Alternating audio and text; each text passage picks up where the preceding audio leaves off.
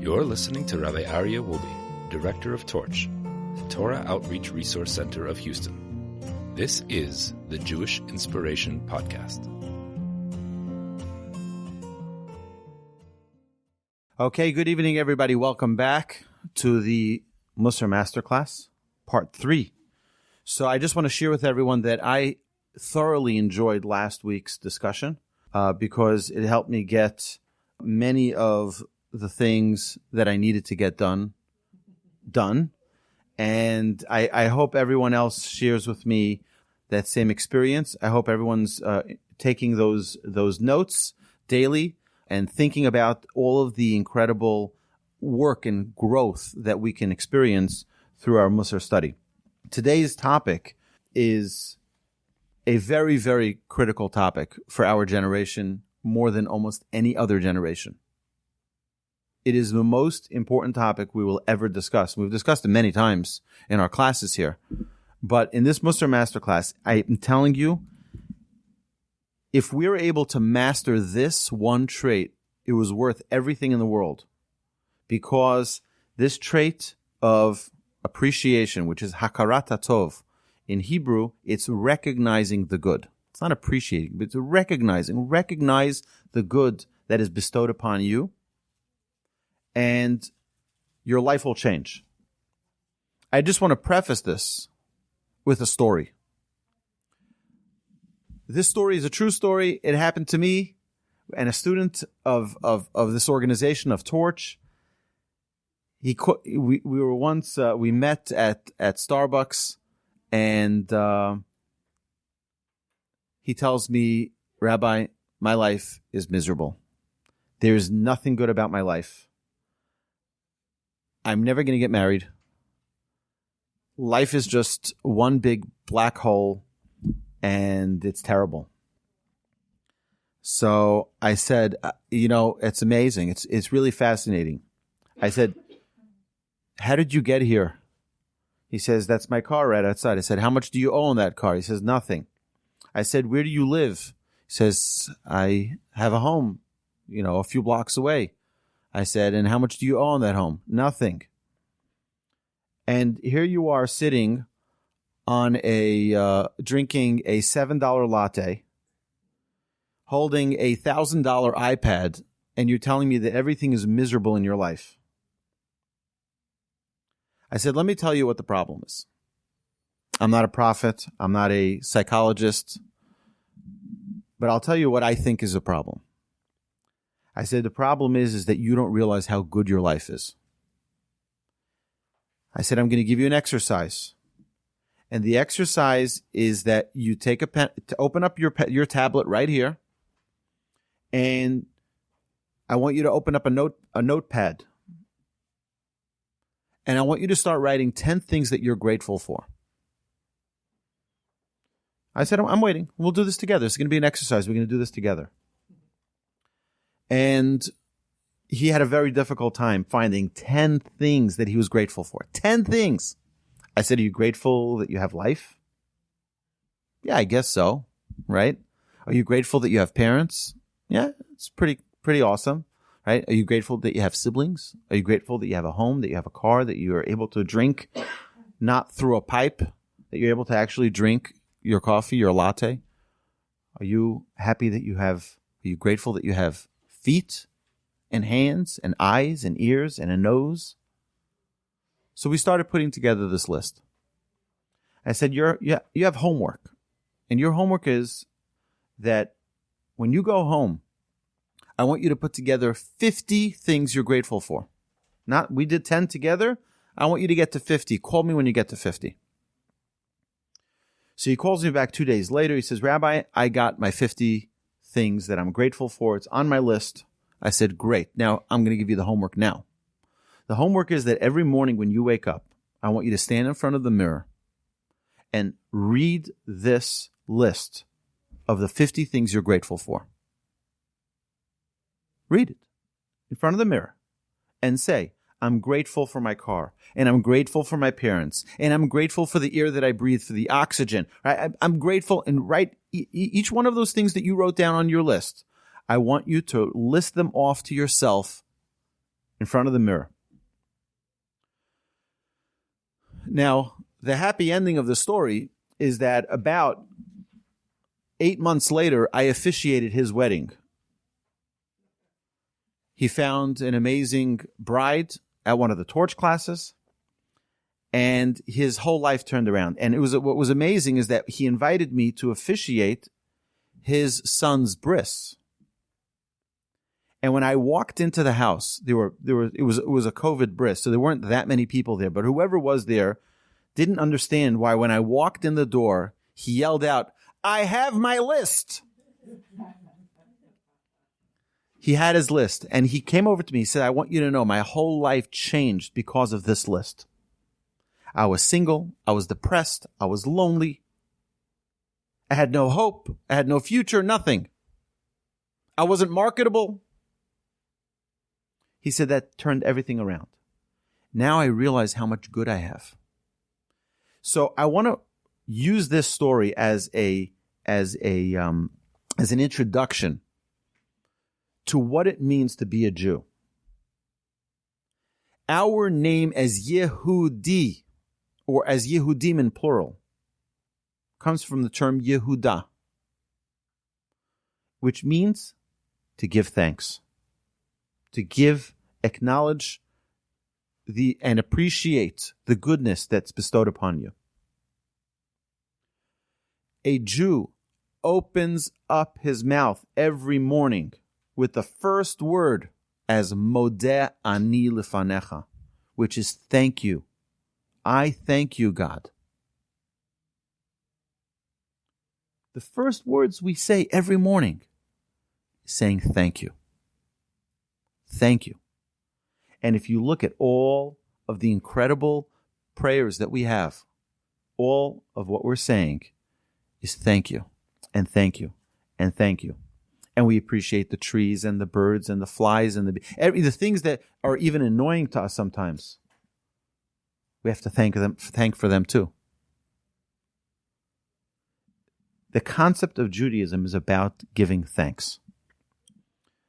You know, there's in this week's Torah portion, we talk about the 10 Commandments. Right? The 5th commandment seems to be misplaced. It's honor your father and mother. Now we know that the first five commandments, are the mitzvahs between man and God, and the second 5 commandments are mitzvahs between man and man. So why is honor your father and mother on the first side? Why is it in the category of mitzvahs that are between man and God? Our sages tell us that this mitzvah of appreciation or gratitude or recognizing the good is founded in that same mitzvah of honoring your father and mother. Honoring your father, why? Because it's the same exercise you're going to need to do to appreciate and recognize the goodness that God bestows upon you. If you don't have the proper recognition of what your parents do for you, there's no way in the world you'll have an appreciation and recognition for what God does for you.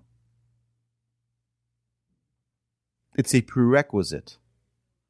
A prerequisite to having a relationship with God is having a basic relationship of appreciation and acknowledgement of what our parents have done for us. And being a parent, we sometimes can get an inkling of an idea of how the children will never realize what it is that we do for them. They don't realize how worried we can be, how much time is invested in thinking about everything they need, all their clothes that they need, all of the food that they need, every single child with their own specific specialty, with their own unique personality. That is the responsibility, the undertaking of parents. And if a child doesn't recognize that, it's very hard for that child, potentially, to recognize the goodness that God bestows upon them. I have some remarkable stories I want to share with you about this trait. But let's first look at last week's Torah portion. 2 weeks ago. So we start with the plagues.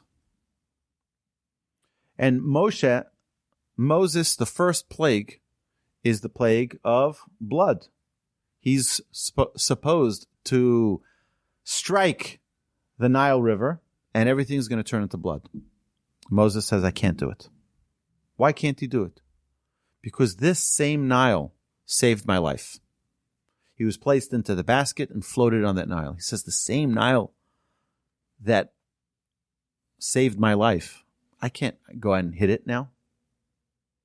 The same was with the next plague of the frogs. And the next plague of the lice. He couldn't hit the earth. Why? This earth helped bury the Egyptian that struck the Jew. He said, I can't hit the earth. But then in this week's Torah portion, the Jewish people are leaving Egypt. And they get to the sea. And it says that they arrived at the sea armed. They arrived at the sea armed. They got arms, they got weapons, they got bows and arrows, they got spears, they got whatever they needed to fight against the Egyptians. It says, V'chamushim alu bnei Yisrael. The Jewish people were armed. So let me ask you a question.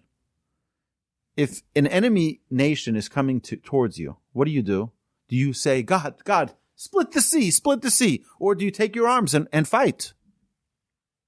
The Jewish people didn't fight against the Egyptians, their captors. They were enslaved to the Egyptians for 210 years, and they wouldn't want to fight with them. You know why? Because of this very trait of recognizing the good that you've benefited. A sense of gratitude. What gratitude do the Jews owe the Egyptians? Our sages tell us, when there was a famine throughout the land, no land had food. It was a drought across the globe. The 70 descendants of Jacob descended to Egypt, and the Egyptians welcomed them in. They said, come, we'll give you food. We'll take care of you. We'll feed you. For that appreciation, the Jewish people couldn't fight them now. They needed an alternative miracle. We can't go and stab someone who fed us. We can't go and shoot someone who just fed us. It's a remarkable sense of loyalty. I can't do it. We see so many more examples throughout the Torah. By the way, Yisro, a non-Jew, the Torah is given in his portion, named for him. The Torah portion should be named Moshe, should be named Aaron. It should be named any name, Abraham, Joseph. No portion named for any of our patriarchs or matriarchs, except for Sarah. But you do have a portion named for a convert. For a convert. If you look at Rashi, the first verse of this week's Torah portion, it says, what did he hear about? What excited him about Judaism? It was that story at the sea where he heard the Jewish people were not willing to fight the Egyptians. He says, wow, that's a special people. I need to find out more about these people. We see that Moshe, also in this week's Parsha, Moshe comes, he hears that, the Jewish people, just so we understand what was going on over there, the Jewish people in the desert, they're being protected from all four sides by clouds. Clouds beneath them and clouds above them, so that they don't burn in the desert. And the clouds around them, which is like our sukkah that we sit in on Sukkot. The clouds around them was protecting them from enemy nations, from the elements as well. So you couldn't just walk in and say hello to the Jewish people. You had to sort of knock on those clouds, knock on the door. And they'd say, who are you? And you say, I'm Yisro. All right, Yisro. What are you here for? I'm here for your leader, Moses. So Moses comes out, greets him, and wines and dines him. Why does Moses do that? Well, Moses had appreciation for Yisro. Yisro took him in, gave him his daughter, protected him, stops everything. He's got a big show to run here.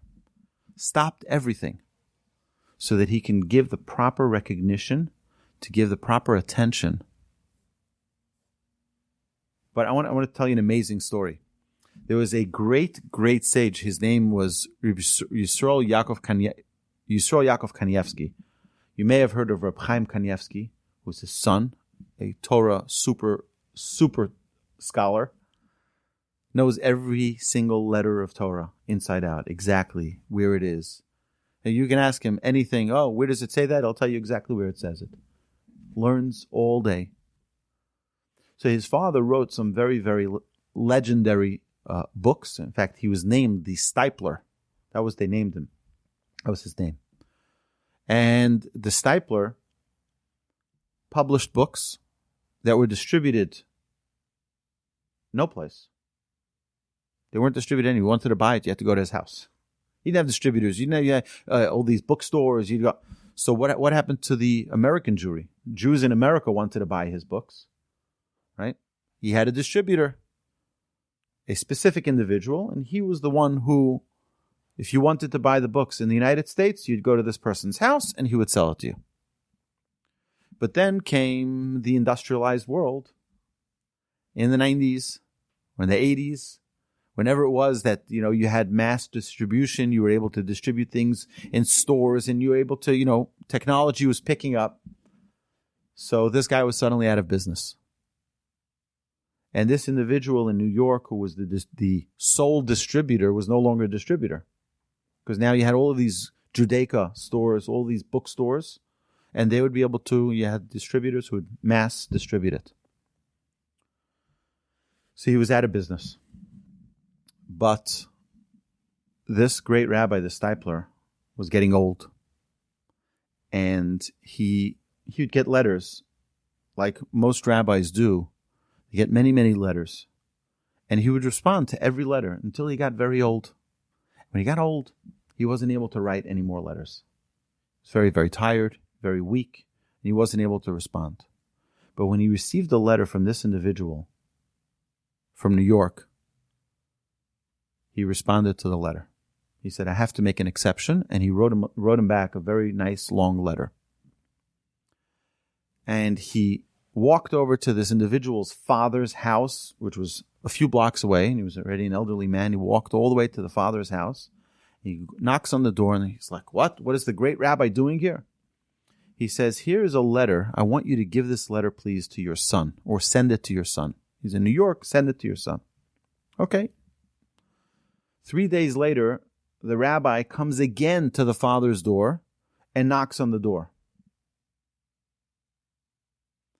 And he says to the father, did you mail the letter yet? He says, no, I didn't mail it yet. He says, then great. Give it back to me. I have a new letter for him. So the father asks him, what's the difference between the letters? He said, nothing is different. It's word for word the exact same letter. He says, but my intention was a different intention. He says, the first one, I was just thinking about, I didn't want him to be upset at me that the distribution was taken away from him. I was thinking, he said, but the second letter, which I wrote, the exact same words, was written with a totally different intention. Is because I wanted him to know how much I appreciated everything he's done for me. So I wrote the same letter, but with a totally different intention. I had an intention that it should be a form of gratitude and appreciation for the years that he took care of all of my distribution in the United States. Being careful that it's not just an act, but making sure it's an act for the right intention. It's interesting that we many times think, well, I'm paying the person for it. I have a housekeeper. I pay her, right? Paying her, that's not relevant to appreciation. When you have someone who comes and does something for you, you have a landscaper, you have someone who takes care of your pool, a guard by the front of your little community, gated community. They're there for you. Yeah, it's true that you pay them. It says a very interesting thing. It says a good guest, what does a good guest do? A good guest says everything that the hostess prepared, they prepared for me. That's what the Talmud says. Because you could think and you could say to yourself, you know what? I'm sure they were going to eat dinner themselves anyway, so it's not like, they prepared anything special for me. The Talmud says, no, that's not the proper perspective. You have to go in with the frame of mind that everything that they prepared was for me. Specifically for me. And I want to just share with you on a side note that we've had many, many, many hundreds, if not thousands, of people around our Shabbos table. We've been very blessed to have so many people. And I can tell you that my wife, who is a master hostess, remembers what she served for each time the person came to our house. She remembers, but they didn't like that fish. I'm going to make a different one. Right? So the person coming to the house will think, well, they're making fish anyway for Shabbos. They're making meat anyway for Shabbos. Yeah, but she made the one that she knew that the guest would like. You understand? It's like, I saw it from the other side also, that really, when you have someone coming to visit, you think, okay, what do they like? Right? You're constantly, that's the right way for a guest to think about things. So now if that applies to when we're a guest in someone's house, shouldn't that apply to someone who's working for us, an employee? Well, they need a living, so they have to work someplace, so they're working here. I don't need to thank them. No.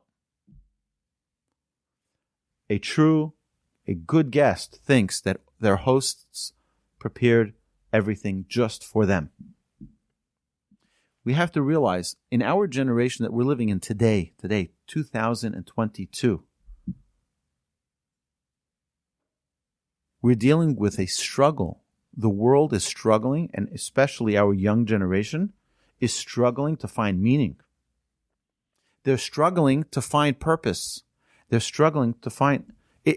they're dealing with many different depression. They're dealing with, a lot of social pressures. This one ingredient can change their entire life. Being grateful and thankful all day. Now, how many times a day do I have to be grateful? So if we look at the laws of brachot, of saying blessings, the halacha tells us, and we learn this from King David, and there's hints to it in the Torah, that we should say 100 blessings a day.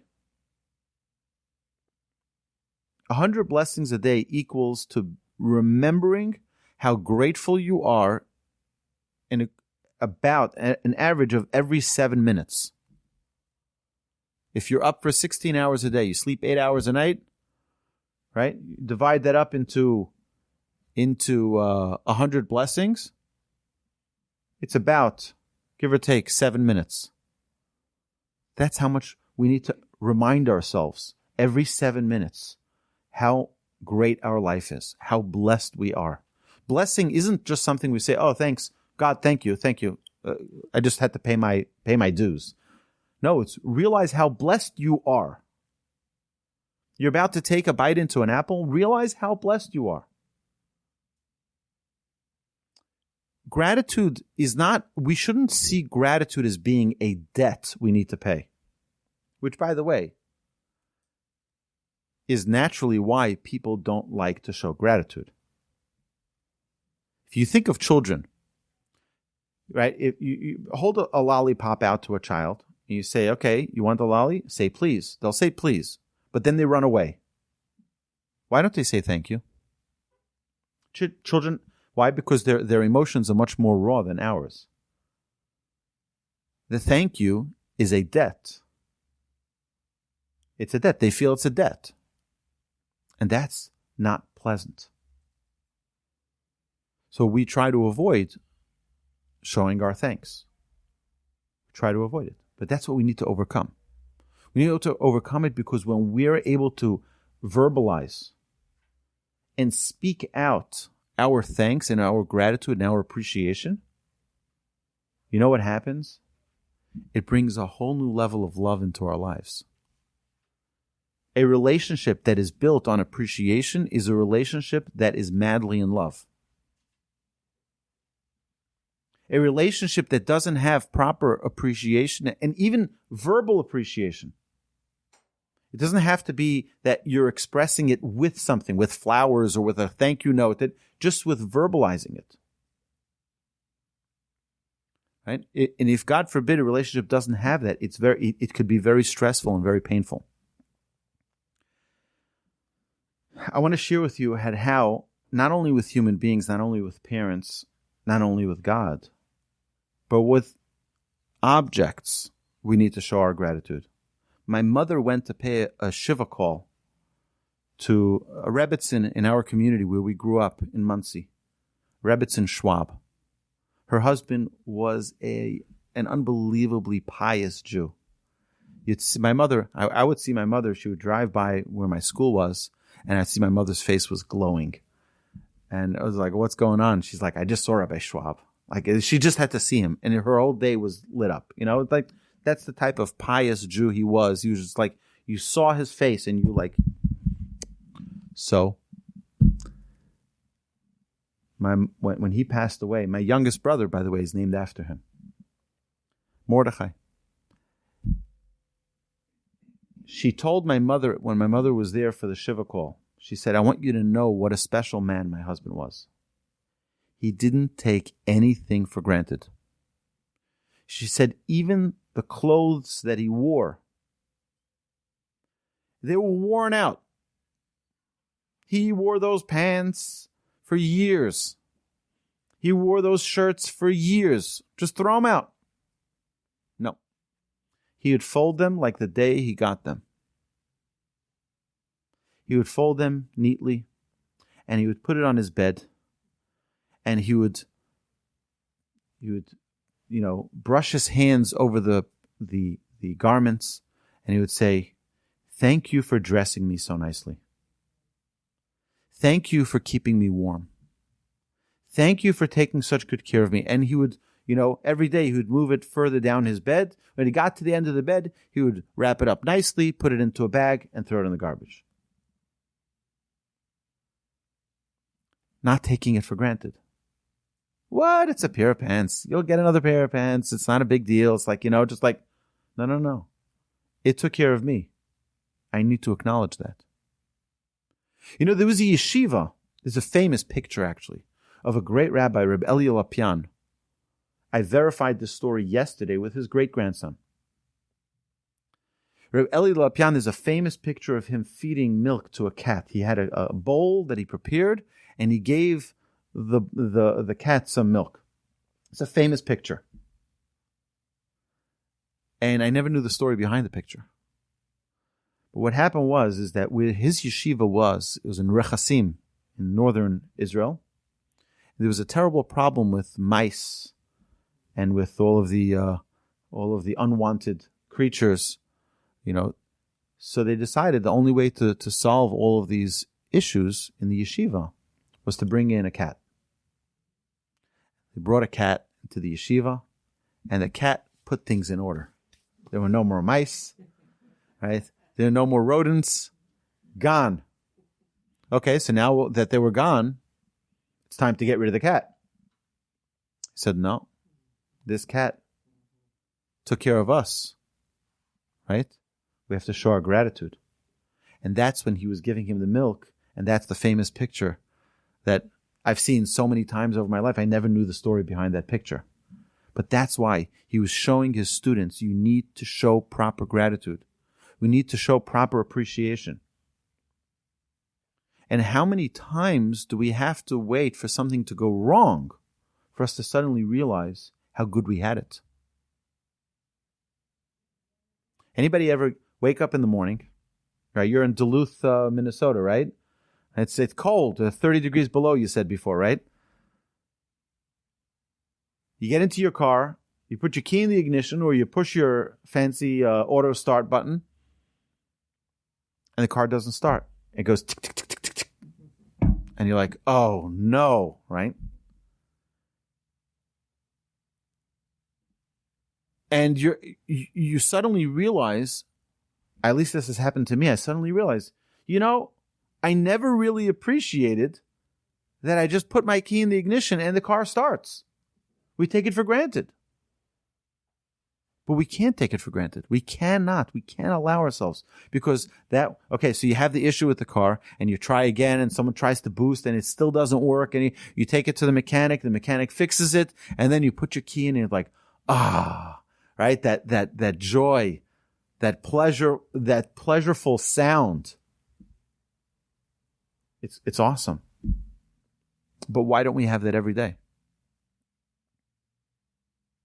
You see, if we had a feeling of appreciation and gratitude and a recognition of goodness every day like we do when we start that engine after we fix the car, we'd be the happiest people on planet Earth. We would never, ever have a rotten day. Because every day is awesome. And the truth is, in Judaism, that's the way we want our days to begin. With that attitude, every single day, we say thank you, thank you, thank you, thank you. It's not a given that we have an extension to the lease for another day.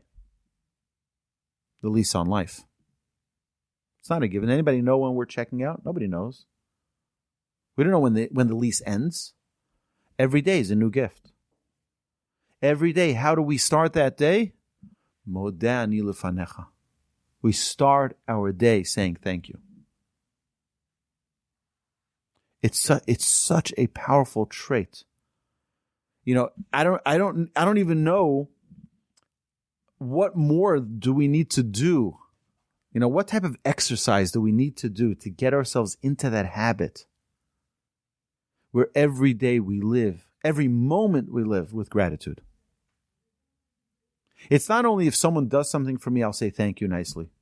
Oh, you did a favor for me, I'll do a favor for you. We'll get into that when we talk about kindness.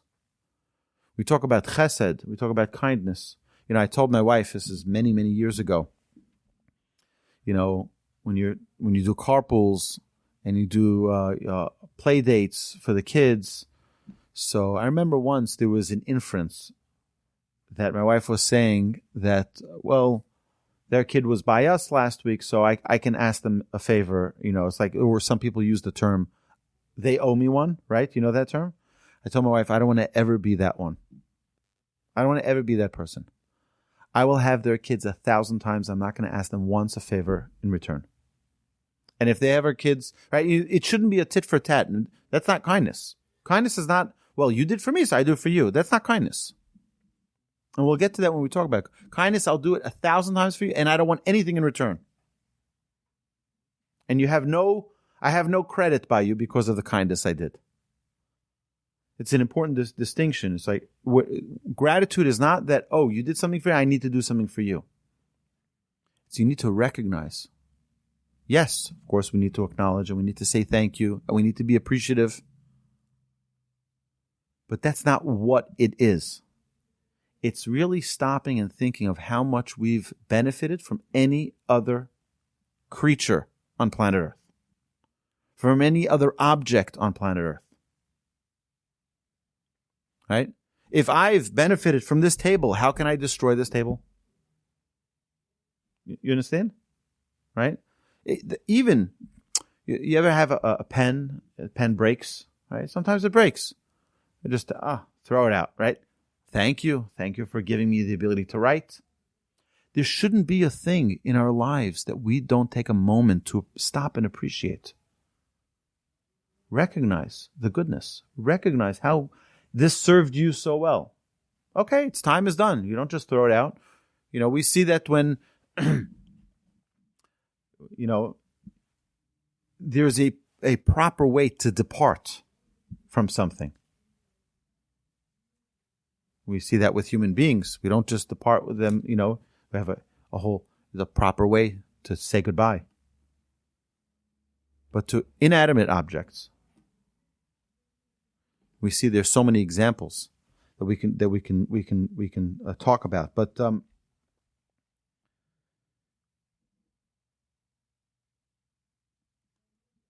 in Deuteronomy 23, verse 8, it says, "Do not reject the Egyptians." We're not allowed to reject them. Go back to where we started. You know why? They took us in. But look at how much we suffered from them. Doesn't make a difference. They took you in. Can't hit them. You can't hurt them. Our sages tell us a very important lesson. What happened with Adam and Eve? What was their sin? Our sages tell us that their sin was that they lacked gratitude. They did, and our job to repair for that sin is to always be focusing on giving thanks. If you think of our Amidah, our prayer that we say 3 times a day, what is it about? Thank you. Thank you. Thank you. And then we also ask for things. Thank you for giving wisdom to mankind. Please give me some wisdom. Thank you for giving forgiveness for our sins. Please forgive me. Etc., etc. Thank you for giving healing. Please heal us. But it starts with giving a thanks. You understand? It's in every area of life, we need to constantly repair that mistake of Adam and Eve, where they lacked in giving gratitude appropriately. So what appreciation essentially does is draws people closer. When someone shows gratitude, it brings a love between people. It brings a friendship between people.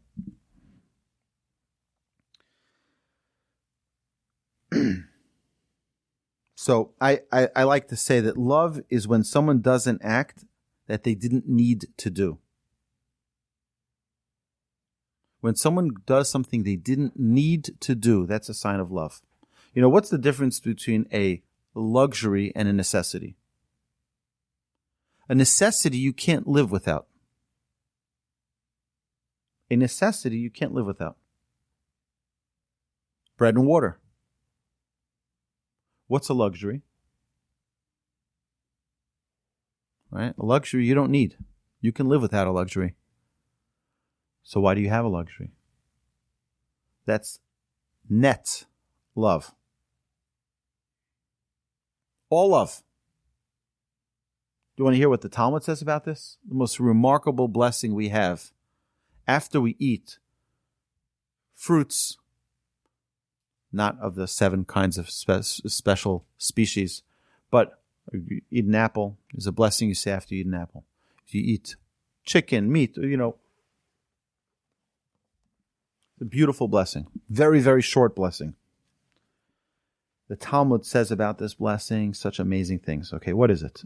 It says, Borei nefashot rabot v'chesronam. Read it to you right inside. Blessed are you, Hashem, our God, King of the universe, who creates numerous living things with all their needs. For all that you have created with which to maintain the life of every being. Blessed is he, the life of the worlds. I want to explain to you what this blessing means. Okay? Borei nefashot rabot v'chesronam. God creates numerous living things with all their, magic word, needs. All of their needs. The Talmud says, you know what that means? Bread and water. There's only two things that God put us into this world, right? What does he need to give us? He needs to sustain us. What does he need to sustain us with? Bread and water. That's it. But God doesn't stop there. He gives us well beyond what we need. And for all that you have created with which to maintain the life of every being. Al kol ma shebarata lahachyot bahem, to give life. Lenefesh kol chai. What is that? Apples, oranges, fruits, vegetables. Isn't that amazing? That's not a necessity. That's a luxury. Do you know what happens every time you walk into the supermarket and you look at the beautiful colors that are in the vegetable aisle, in the fruit aisle? That's one big I love you note from God. Where God is telling you, I love you. Because he did not need to give that to you. The only thing God needs to give us is to sustain us, and that's bread and water. Everything above bread and water is a luxury. Did anyone come here by foot? Anyone? At the Torch Center, right? No? We all drove here. Guess what? Even if you didn't drive in a Lexus, that's a luxury. Anyone here in Houston, Texas, we have high temperatures in the summer, a little uncomfortable. Anybody here have a car that doesn't have air conditioning? That's a luxury. Right? In Duluth heating, I'm sure. I don't know how many people would survive without that. It's unbelievable. But we have to stop and recognize. When you walk into the supermarket, don't just say, just get caught up in the which fruit am I going to pick. Stop for a second and look at the beautiful tapestry. A friend of mine posts regularly on his status. He posts pictures of the sunset. Different beautiful pictures of the sunset that he sees. He sees them, takes a picture, and posts them. And every time I write the same exact comment. That's a love note from God. That's a love note from God. I tell that to my children when we look and we walk to shul Friday night and we see the beautiful sunset on the way to shul. I tell them, guess what? You know what that is? It's Hashem telling you, I love you. God is telling you, I love you. But we have to stop and recognize. We have to realize how gifted we are. That God gives us so much bounty. He gives us so much good. He's so kind to us. So we have two ways we can live life. We can live life in oblivion and be miserable that we never have enough. Or we can realize what we really were supposed to get, which is bread and water. And everything above that is a great day. I once saw a great bumper sticker. It said, it had a picture of grass, and it had on top of the grass, it said good. On the bottom of the grass, it said bad. Right? As long as we're above the grass, we're good. When we're beneath the grass, perhaps not so good. Right? What I want to do here is, I don't know how to express this enough, is that it's such a simple thing we need to do. It's so simple. We need to stop and appreciate the things that are so, we take for granted. We have electricity in our homes. 100 years ago, they didn't. The technology, your phone doesn't work fast enough. People get all, anxious. But if we stopped, you remember the first time? I remember the first time we sent a fax. So we called like, did you get it? It's like, wow, it's amazing. It's amazing. Across the globe, we sent a piece of paper and they got it, right? And they're reading our letter. I remember we called our grandparents. It was like amazing. It was in the 80s, right? It was unbelievable. And when we had our first cordless phone. Remember that? And you pulled out this long antenna, right? And you're like, oh, I got a new cordless phone. I can walk all around the house. Oh, 1 second. I'm walking too far. I got to walk back closer to the, right? It's like, and suddenly it's like we have everything built in and everything is like, and are people happier? You know, by the way, do you know what the advertisement was for when they had the washing machine and dryer as a machine?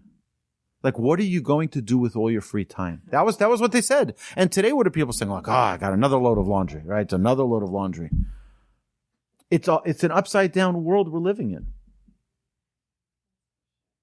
Because we lost sight of what our needs are versus what our wants are, which is, by the way, Neiman Marcus, the CEO of Neiman Marcus, said, we sell nothing that people need, only what people want. Right? The entire superstore, right? It's all about what people want, nothing that people need. That means that entire store is luxury. You can live your entire life without walking into Neiman Marcus, and you won't be missing a thing. No, but it's true, right? It's not pleasant. I know. Okay, we have okay. Just give her the credit card and she'll be fine, okay? But this is really, it's a very important thing for us to constantly remember and instill in us every single day. We have to be grateful. We have so much good. And the minute we take our sight off how good we have it and how gifted we are, we start feeling sad, perhaps depressed. We start feeling anxious. But I want this, but I want that, but how am I going to do it? Right? Stop. Let's get back to the basics. Let's thank God for everything that we have. Make that list. And if it's a list of 10 things, it's a good beginning. There should be 1,000 things on that list. Did anybody ever thank God for having a left shoulder? Well, I'll tell you. I was once rounding second base on a baseball field, and I slipped on a wet field, and I fractured my left shoulder. I'll tell you, life is very miserable without being able to move. And I'm a righty. Yeah, but try to do anything with only your right hand. You need your left hand to hold the challah so you can cut it with your right hand, right? You can't take a shower with one hand. Try to do it. It's an unbelievable gift when something sometimes goes wrong, so that we can learn to appreciate. Back in August, I was playing basketball. Yeah, I don't know the next time I get on a basketball court. I think I'm done. I'm retiring. Right? Me and Michael Jordan are done. Right? Our career is over. But either way, so I went on. I was playing basketball with some young guys that were 18-year-olds, and I'm more than double their age. And I played about 4 or 5 games, and it was fun. It was good. I was passing and shooting and running back and forth this full court, and I was like, "This is great exercise." I'm so excited. So after I think it was the 4th or 5th game, I was like, "Okay, I think I should call it quits right now." I'm like, you know what? I really feel good. I'm going to play one more game. It's always that one more game that you should never have done. And I badly sprained my ankle, and I wasn't able to walk for weeks. It was, but you know what? I never realized what a gift it was to have a foot that works properly. It's such an amazing gift. So we have to, and now the blessing of being able to stand upright, Zokef Kifufim, that we say every morning, has a whole new meaning. Right? We had a young lady who came to our house. She was a bride the morning before her wedding. She woke up blind in one eye. And they called off the wedding. She flew from Israel. She flew to Houston, showed up at our house with her family, and is being treated at MD Anderson. Right? In one instant, she couldn't see anymore. She had a growth, right? And we think like, oh, I can see it. 20/20, yeah, I can see, no problem. It's a gift. And if we stopped every day, and this is a free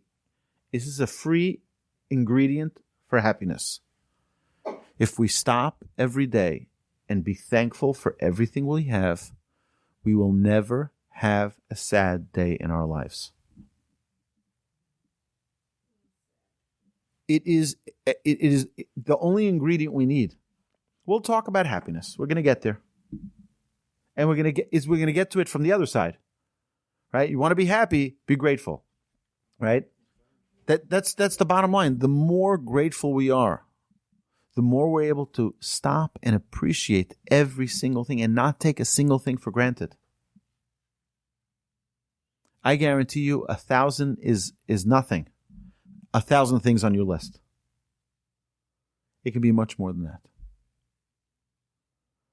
Now, take it to a frustrating situation where I had a great story today, right? So I was like, perfect timing for this class. So I had to send something. My phone cracked last week. I was walking in my kitchen. The floor was wet. I didn't realize. And I went flying, and my phone went flying, and it crushed into 100 pieces.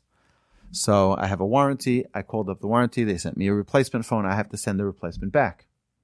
So I had it ready to go. Put the label on. Everything's ready to go. So today, my wife and I and the kids, we were out. My daughter was home, and it had a FedEx label on it. Okay. UPS knocks on the door, and they say, "Hey, we're here for a pickup." So she sees a box. She just gives him the box. He slaps his UPS label on it, and it's gone. And now it's going to the wrong place. So I still don't have a solution, but I had to be grateful. Think of this, okay? What? No, but think of how amazing our world is. How advanced we are. That you tell people a few numbers, and they can tell you where your item is on planet Earth. Right? I'm sure everyone has ordered something from Amazon or from wherever, right? And you track your order, and you see that right now it's in Illinois, and soon it's going to be in Oklahoma, and then it's going to be in Texas, right? Heading to your house. It's remarkable. Are we grateful for it, or are we frustrated? How come it's not here yet? Right? But I think that in every situation that we're in, you're at the bank. Do you realize how amazing it is that you have a bank? Right? We many times I think we're not appreciating how good we have it. And the more we're able to focus on the good that we have, on how blessed we are, the less issues we'll have in any area. We won't be frustrated. We won't be annoyed, right? We won't lose our temper. I think this is a vital ingredient for our entire life of happiness. So our sages tell us that there are 3 reasons that we fail to see the abundance of goodness in our lives. 3 reasons. Number 1 is that we're too absorbed in our worldly possessions, in our materialism. We're too absorbed. And this book was written 200 years ago. If you think today we're materialistic, we are. Very, very extremely materialistic. By the way, okay, to the women out there, well, men, I'll get to you in a minute. To the women out there, has anybody ever walked into their closet and said, "I have nothing to wear"? I don't know how that's possible. I don't know how that's possible. I walked into my daughter's closet. I'm like, "You have nothing to wear. Really? Why don't you take any of these 200 things or any, right?" It's like, I don't understand.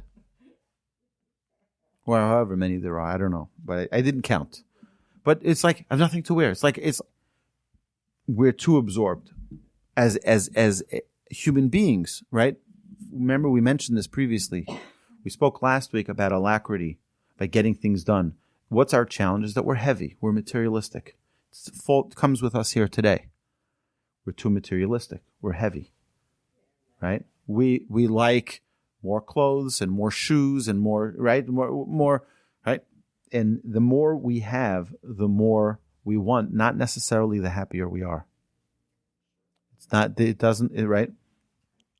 All right, the gifts that we receive from the Almighty have become a norm. We're used to it. It becomes norm. It becomes, this is the way it is. So now I'll give you an example. My rabbi told me, if you want to get into the frame of mind of Judgment Day before Rosh Hashanah and Yom Kippur, take a walk through a hospital. He said, go to the hospital and you'll see how fragile we are. You'll see how with one slight complication, we have difficulty breathing. But right, God forbid, none of us should ever be plagued with any illness, ever. Amen. Say amen. Okay? But we're very, very fragile. But we feel comfortable. It's been great till now. Everything will be great moving forward. We think it's normal. And that's the second mistake. And the third mistake is that we focus too much on what we don't have. I know someone who started a business, and it's called, I don't remember the name of the business, but basically what it is shopping in your own closet. And it's a remarkable business. It does very, very well.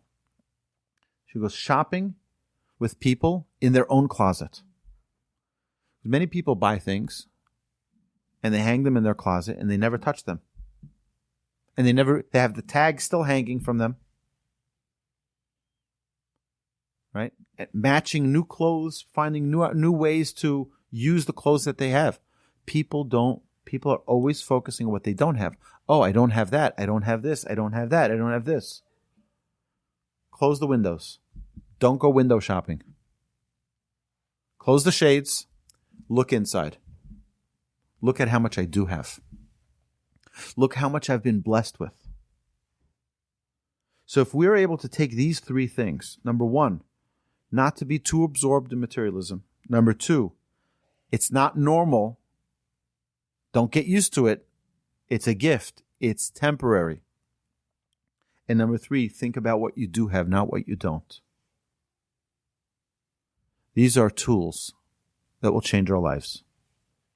And it's almost guaranteed that we will have very enriched, enjoyable, happy, loving days and weeks and months and years of our lives.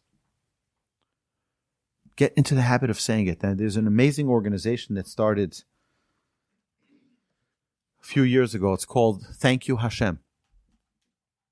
And they've done remarkable things by putting it out there. I was trying to get a hold of those rubber bands for everyone in the class. I'm going to see if I can get them.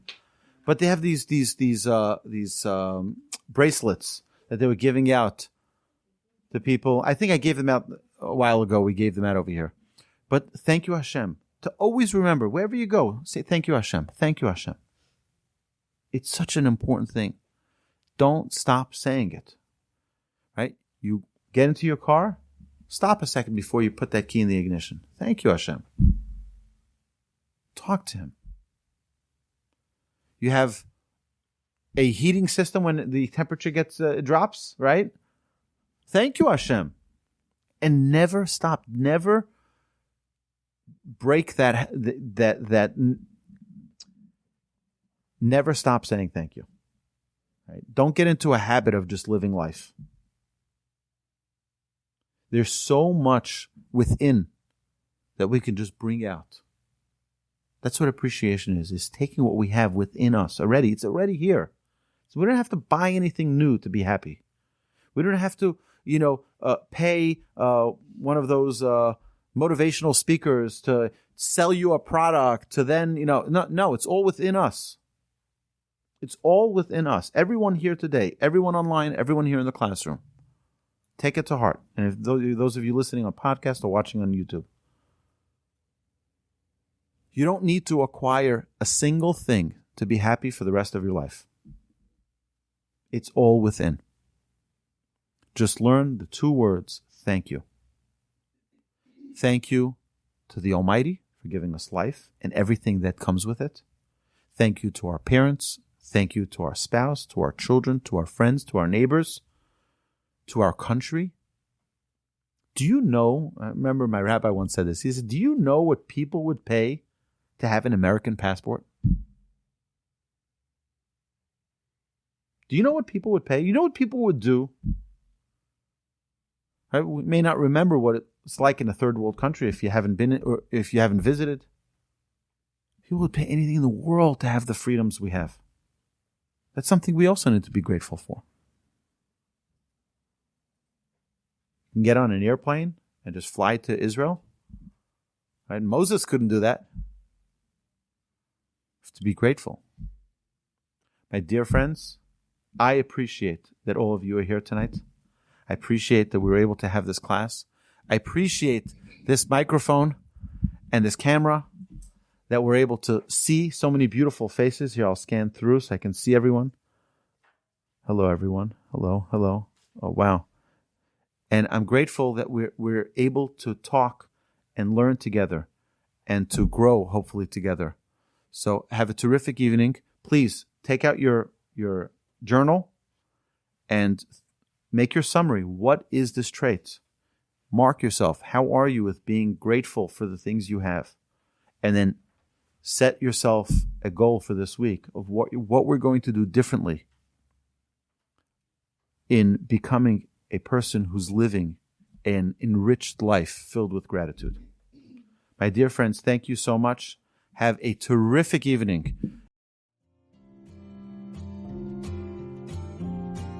You've been listening to the Jewish Inspiration Podcast, a Torch production. Become a supporter at torchweb.org, because your assistance enables more Torah learning around the globe.